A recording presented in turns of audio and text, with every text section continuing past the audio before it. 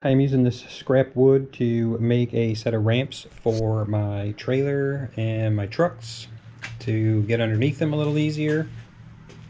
I do hot shot trucking, so this was some dunnage that a company used to put on my trailer, and the amount of wasted wood, I mean, it's not wasted, they've figured into the cost, but the amount of wood that I just go through, and I always leave it at the places, but these were pretty dang nice, so we're going to use these to make some ramps. So the ramps that I use, or I should say, I don't use ramps, I use wood, but I'm going to make them into ramps. When I'm doing like service, like if I have to change a tire or something on my trailer on the go, instead of getting out a jack and having to jack the trailer up, if you put a ramp under, let's say, the front axle, it's going to pull the rear tire off of the ground for you. So all you have to do is throw a couple pieces of wood underneath the front axle or rear axle and use the truck to push or pull the trailer onto the wood, and then you'll have access to whatever tire you need access to without having to jack it up.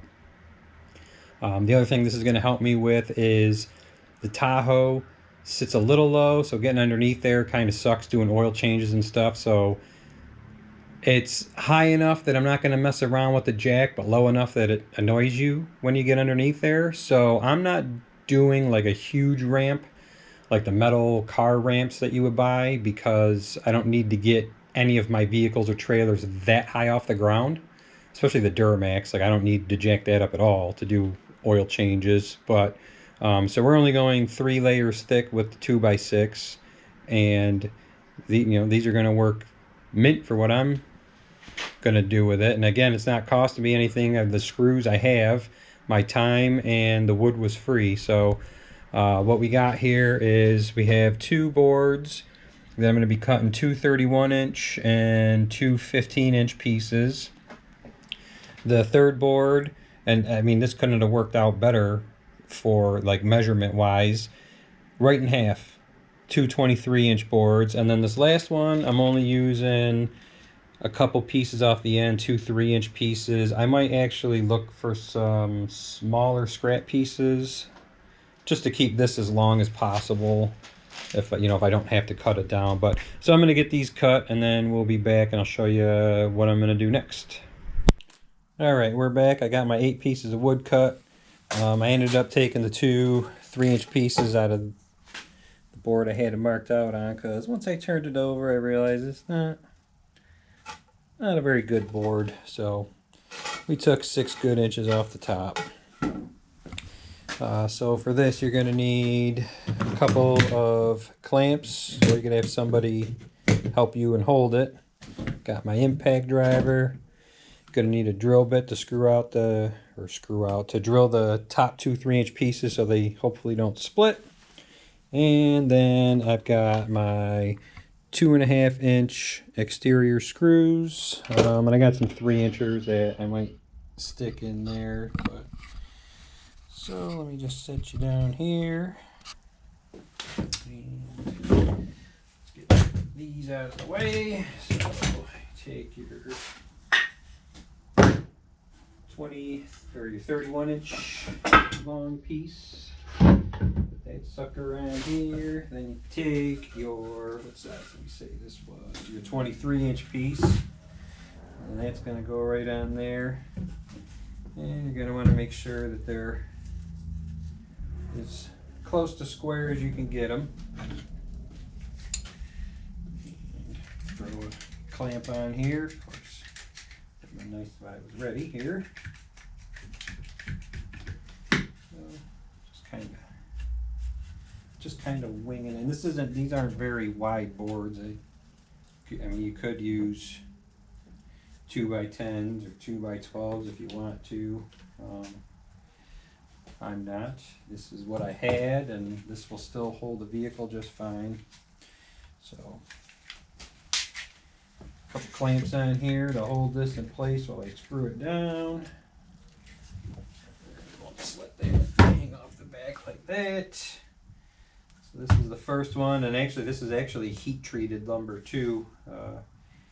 If you're wondering why it's heat treated, when you ship something overseas, like I worked at a company that got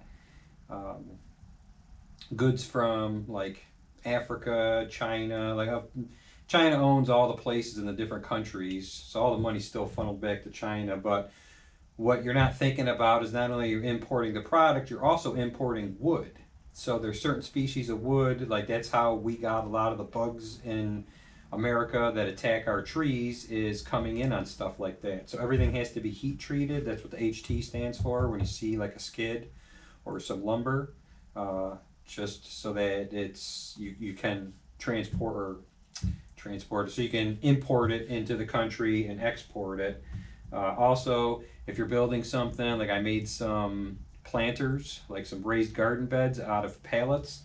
You also want to use heat treated lumber, so you want to make sure that it has this HT stamp on it, so there's no chemicals leaching into the, when you water it, you don't want chemicals leaching into the soil and getting into your plant. So you want to make, that's another thing with the heat treated, why you want something like that. But anyway, so got two together, got them clamped, and I'm gonna do 4 screws in here, and then obviously as I add the next piece, there's gonna be some more, and I'm probably gonna go with longer screws on the next one. Maybe not, I don't know, we'll see. So 2.5 inch screws come in far enough that you're not gonna hopefully split the board.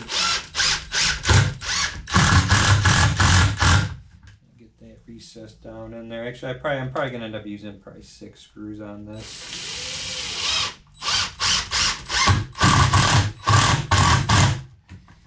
So through the first 2, yeah, we're gonna use 6.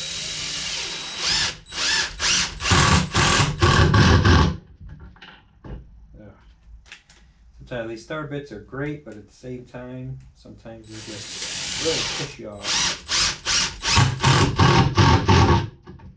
So there's the 2 more down here.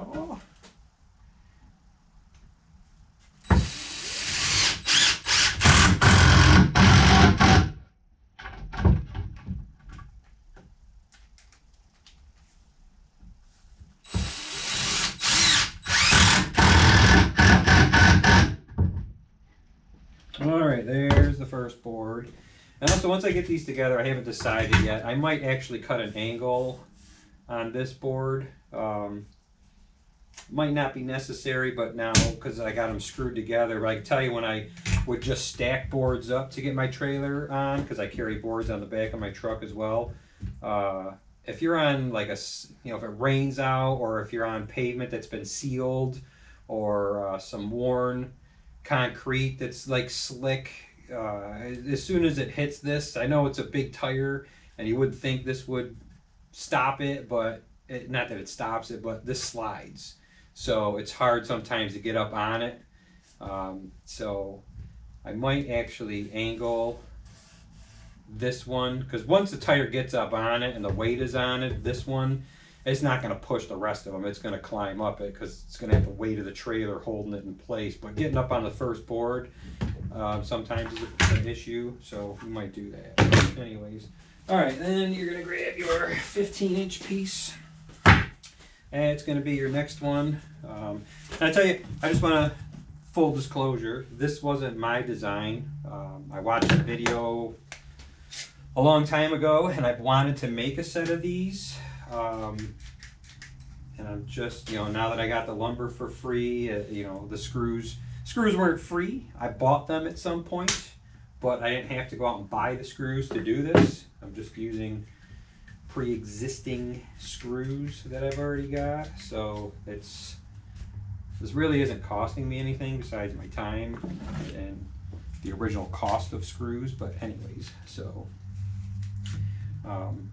but this was, so what the other guy, his was 4 layers of wood, so you needed more wood than I got, and I also don't have to get my vehicles up as high as the other guy did, so I kind of modified it. And his, like, he made his like split, so like the way he made his, like they would cut here and they'd flop around to like move out from underneath the vehicle from his, out from so they weren't in the way, so he had more room under the car.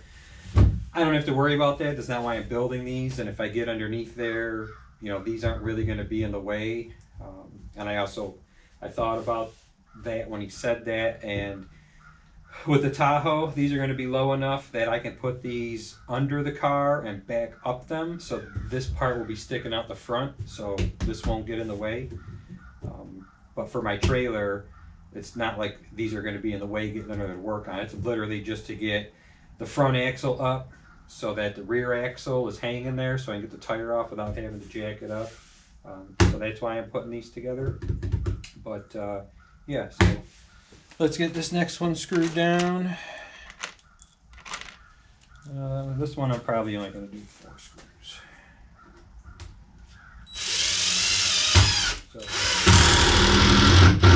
So it's not like it was hard math, it was basic 2nd grade math, but I watched this video, figured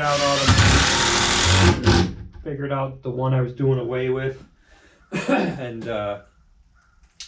obviously had to figure out the measurements of the boards without him splitting the way he did. So those were the measurements I gave at the beginning of the video. All right. That's the next one there. Now, this is going to be the stopper block on the top.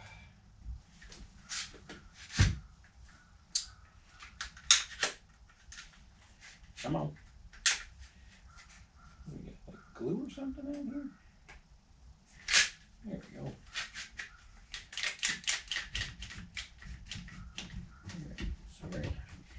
Clamp that end down, make sure we're square. We're going to pre-drill this top one here.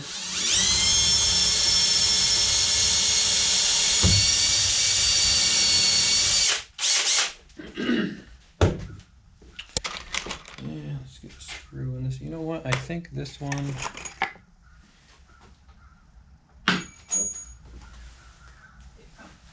think this one we're going to go with a 3-inch screw, just so I bite into 3 layers instead of just the one here, and it'll kind of pull that together. Yeah, let me go get the other bit.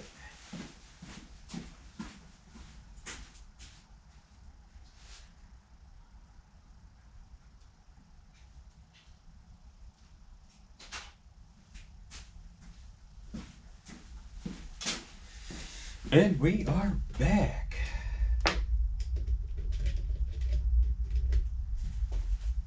Oh, cheese and rice. All right, 3-inch piece, 3-inch screw here. Actually, I think these are 3 3/4.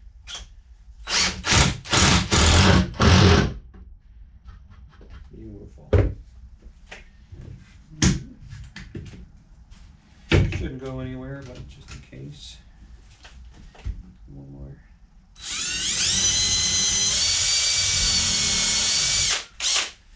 One more over there.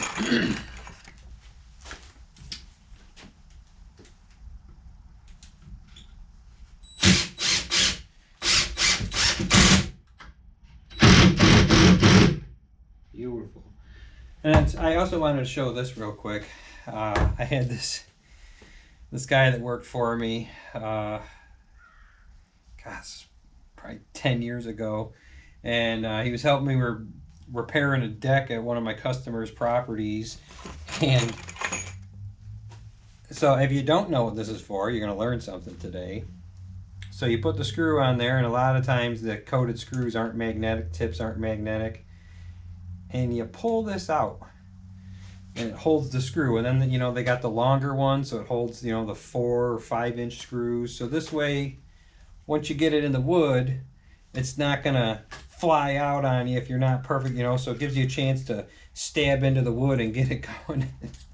And the guy was, I was probably 32 or 33 at the time, and he was in his 50s, and you would have thought like he just figured out what sliced bread was. Like, he was like, that's what that's for. I always wondered why the hell that thing moved around.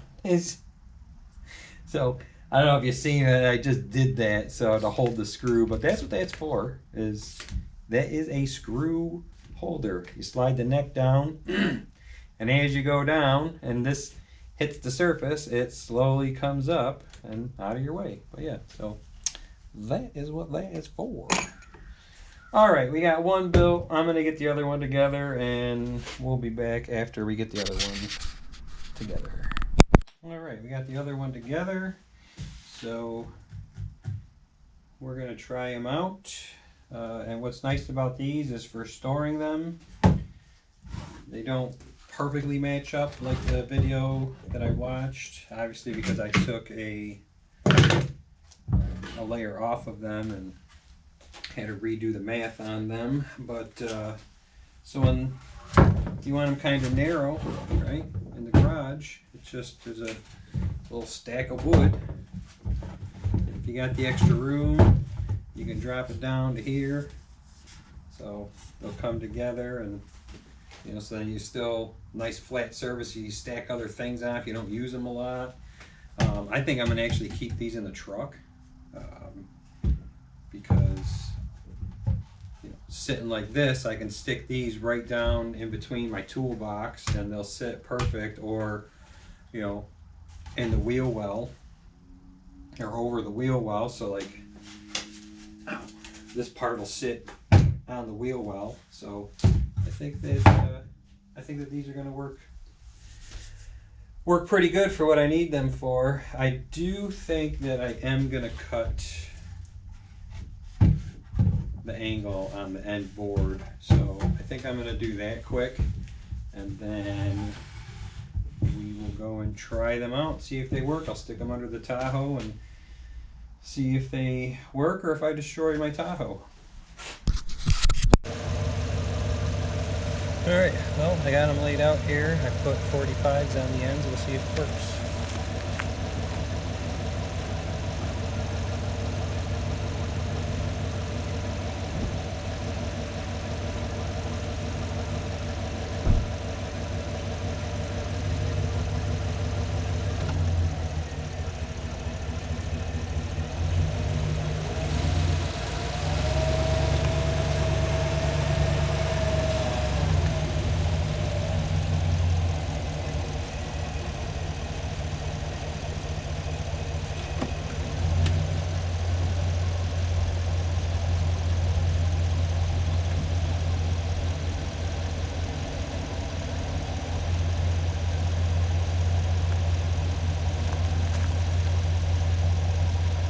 Well, I don't think I'll have to back up them because they don't stick out very far, so that's not going to get in my way doing any oil change work or anything. So I think we are good to go. Now, obviously you can go with a wider board, but I think these are going to work just fine for what I need to do with them, and now I'll be able to get under here and do an oil change a lot easier than I could before. So, yeah, appreciate you watching.